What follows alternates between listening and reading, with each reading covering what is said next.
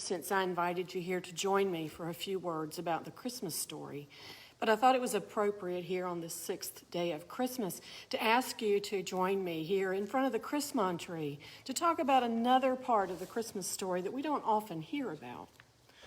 I realized just this week that December the 28th is considered the feast day of the Holy Innocents. Now, those of us who grew up in the Protestant tradition are not familiar with very many of these feast days. So let me help you understand what this is about. Now, if you have a Bible close by, grab it, and let's turn to Matthew, the second chapter. We're going to start reading with verse 16.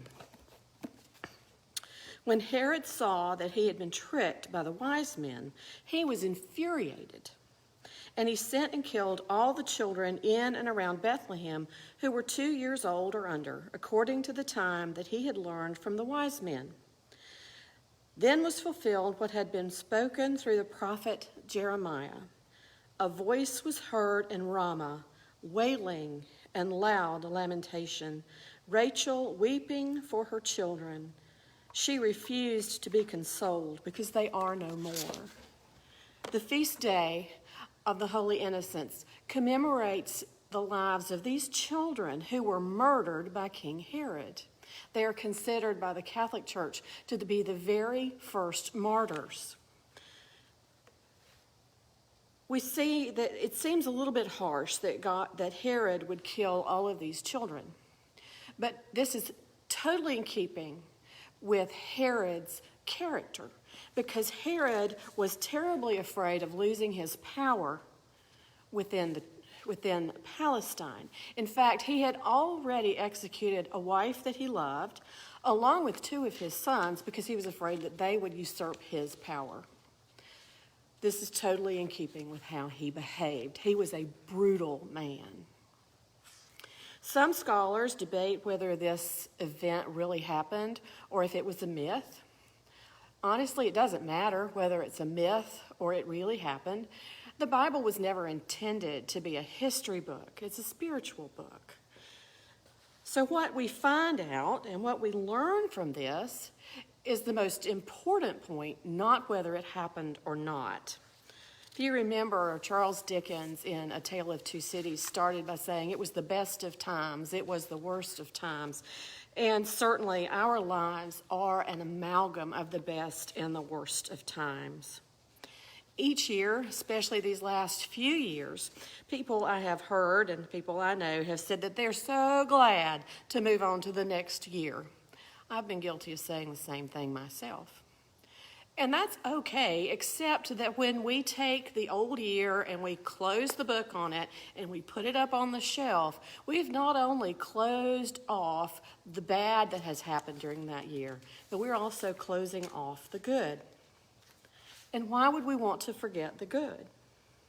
Because we appreciate good even more when we compare it with the not so good. Think about how popular salted caramel is today. People just love the contrast between that sweet caramel and the salt. It's the contrast that gives life its flavor. I'm a knitter, and when I look at knitting a new pattern, I don't look for 2 different colors of yarn that look alike or look similar. I want them to be as different as they can be so that one will pop against the other. It's that contrast that creates the beauty of the knitted work. You know, Emmanuel, God with us, was born in Bethlehem on that day. This inbreaking of God into the world began the confrontation with evil. The confrontation with evil did not start with the death of Jesus. It started right here at his birth. And evil had to respond to the existence of God in our world. You know, the joy of Advent, and it was joyful, didn't prevent the tragedy of the innocents. It didn't even ameliorate the tragedy of the innocents. You know, I've heard preachers talk many times about the death of Jesus and how God had to turn his face away from Jesus because God could not stand the suffering of his son. Well, I think that's pretty lousy theology. Because you know what? I don't need a God who turns away from me in my problems. I don't need a God who can't come with me wherever I need to go, as deeply as I need to go into despair. I need a God who can come with me, who will be right by my side, who will not leave me alone. I need a God who will comfort me. And you know, I think that's the God that we have. We have a God who comforts us. We have a God who goes with us into our tragedies. You know, Elia Wiesel wrote the book Night, and he tells a story about being in the concentration camp in Europe. Someone was lamenting the murder of a man before their eyes and questioned, where was God when all this was coming? Where was God when all this was going on? Well, you know what? God was right there. Every week when we recite the Apostles' Creed, we affirm that we believe that Jesus went into hell.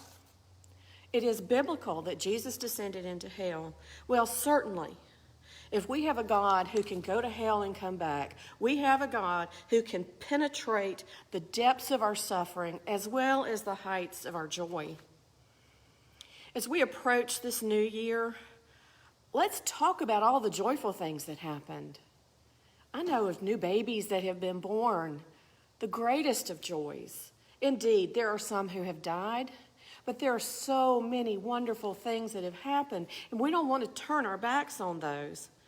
Sometimes it's hard to remember the good things that have happened, so maybe you could just even write them down so that when you get low and you get oppressed by all the bad things that are happening next year, that you can remember that good things happen in the midst of all the bad. And let's enter 2022 rejoicing in the God who loves us without reservation. Thank you. Merry Christmas and Happy New Year.